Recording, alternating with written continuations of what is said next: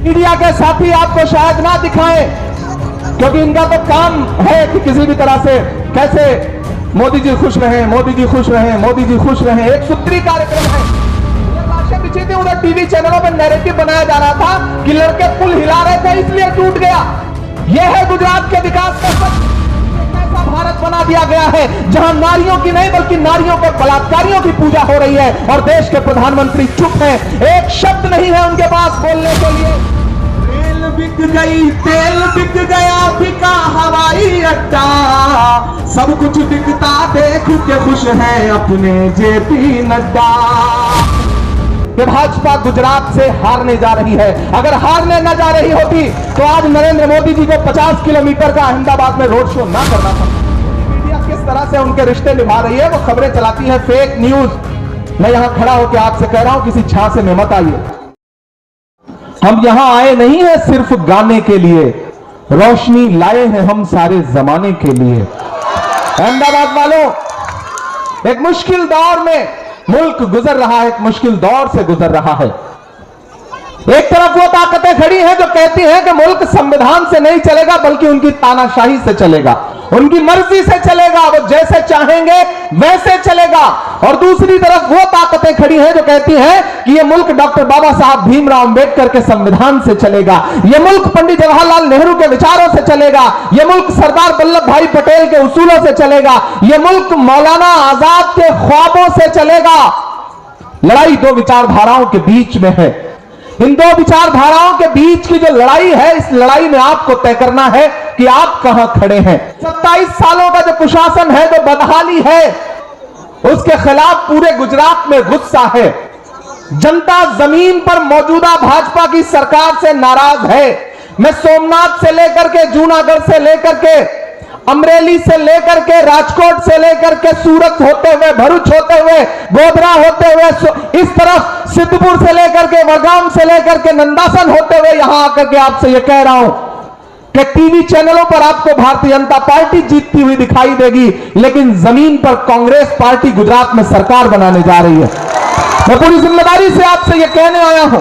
यहां बड़ी तादाद में जिधर नजर जा रही है लोग खड़े हैं, तमाम ऐसे लोग भी हैं जो अपने घरों में हैं, उन तक मेरी आवाज पहुंच रही है, मेरी माएं, मेरी बहनें मुझे सुन रही हैं, मैं उनसे भी मुखातिब हूं। यह चुनाव बहुत अहम चुनाव है मेरे भाई। ये जो मुल्क में नफरतों का माहौल बना हुआ है, मैं गुजरात में खड़ा हूं, पिछले 2 हफ्ते से पूरे गुजरात का दौरा कर रहा हूं। ये 27 साल में विकास, गुजरात मॉडल, गुजरात मॉडल, गुजरात का विकास, इसका नारा लगाने वाली जो सरकार है उसका हर दावा झूठा है, खोखला है। पूरे गुजरात में सड़कों की हालत ऐसी है कि आप सफर करो तो पता ही नहीं चलता कि आप सफर कर रहे हो या आखिरी सफर कर रहे हो। सड़क में गड्ढे हैं या गड्ढों में सड़क है, आप अंदाजा नहीं लगा सकते। यह है गुजरात के विकास का सच। देश के प्रधानमंत्री अपने भाषणों में खड़े होकर कहते हैं कि डबल इंजन की सरकार है। पिछले 8.5 साल से दिल्ली में भी है, 27 साल से गुजरात में भी है, लेकिन डेवलपमेंट के नाम पे गुजरात में क्या है? यहां नौजवान साथी एग्जाम देने के लिए पेपर भरता है तो एग्जाम देने से पहले पर्चा लीक हो जाता है। 40 लाख रजिस्टर्ड बेरोजगार हैं इस गुजरात में। इस सूबे में 22 बार अब तक पर्चे लीक हो चुके हैं, और नरेंद्र मोदी जी कहते हैं कि गुजरात का विकास सर चढ़ के बोल रहा है। मैं उस सूबे में खड़ा हूं जहां चलती हुकूमत के बीच में मुख्यमंत्री सहित पूरा कैबिनेट बदल दिया गया। जिस मुख्यमंत्री को बदला गया उसे भी नहीं पता उसे क्यों हटाया गया, और जो नए वाले बनाए गए हैं उन्हें भी नहीं पता कि क्यों बनाया गया। विजय रूपानी जी को आज तक नहीं पता कि क्यों हटाया गया, और नए वाले पहला सूबा है पूरे देश में जहां मुख्यमंत्री का नाम ग्रामीण में लोगों को पता नहीं है। मैं उस गुजरात में खड़ा हूं, मैं मोरबी होके आया हूं, मैंने देखा है 135 से ज्यादा लाशों का दर्द आज भी उस शहर के माथे पर बोल रहा है। मैं उस शहर से होकर के आया हूं, मैंने वहां लोगों से बात की है, तब मैं यहां खड़ा होकर कह रहा हूं कि आपको याद होगा वो दिन कि जब एक दिन में मोरबी में 135 लाशें बिछी थी। उस दिन इस देश का हाकिम गुजरात में मौजूद था और दिन में 3 बार कपड़े बदल करके हरी झंडी दिखा रहा था। आपको याद है वो लम्हा जब उस शहर में 135 कफन सिले जा रहे थे? उस दिन हमारे देश का हाकिम हरी झंडियां दिखा रहा था, सरकारी कार्यक्रम कर रहा था। यहां का गुजरात सर चढ़ के बोल रहा है लोगों के, यहां का विकास। यह गुजरात है यहां हिलाने पे पुल टूट जाता है, हिलाने पे पुल टूट जाता है। उधर लाशें बिछी थी, उधर टीवी चैनलों पर नैरेटिव बनाया जा रहा था कि लड़के पुल हिला रहे थे इसलिए टूट गया।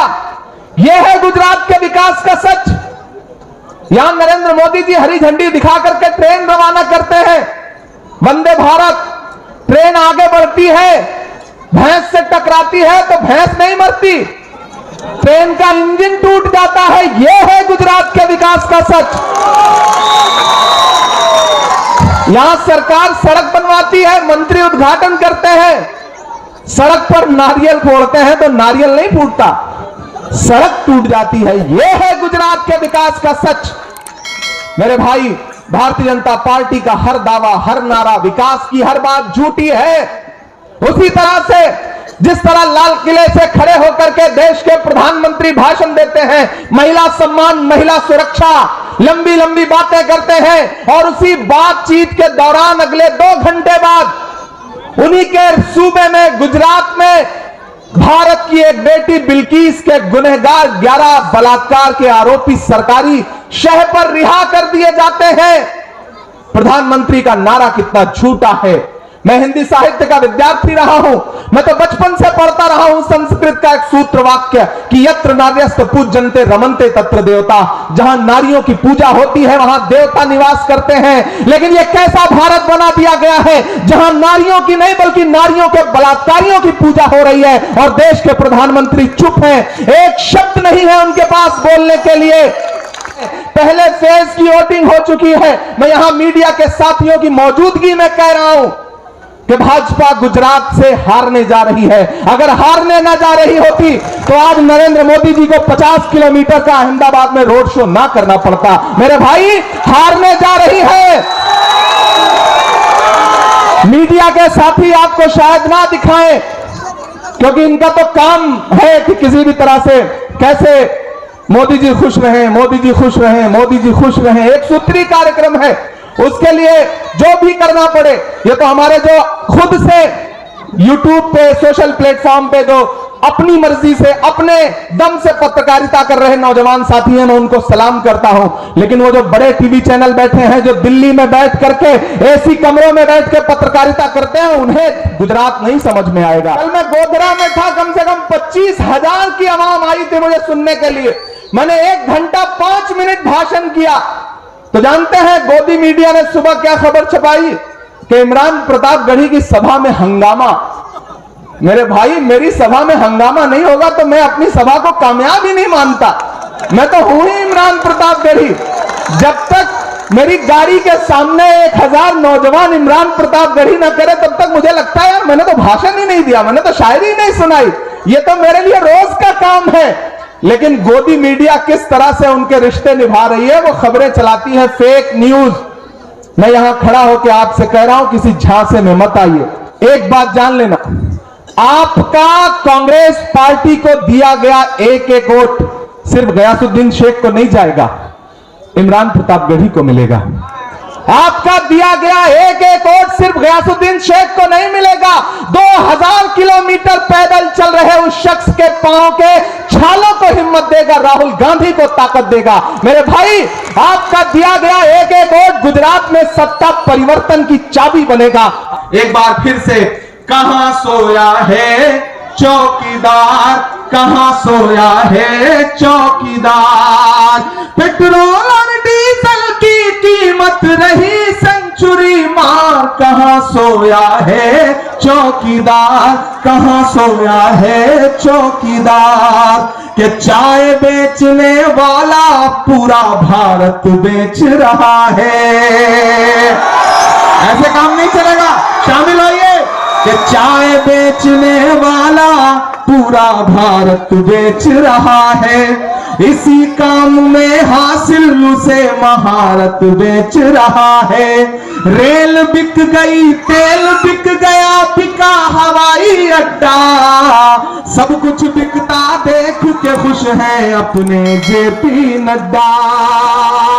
एक बार आखिर में आपसे कह रहा हूं, मुझे मायूस मत करिएगा, गयास भाई को जिताइए इंशाल्लाह।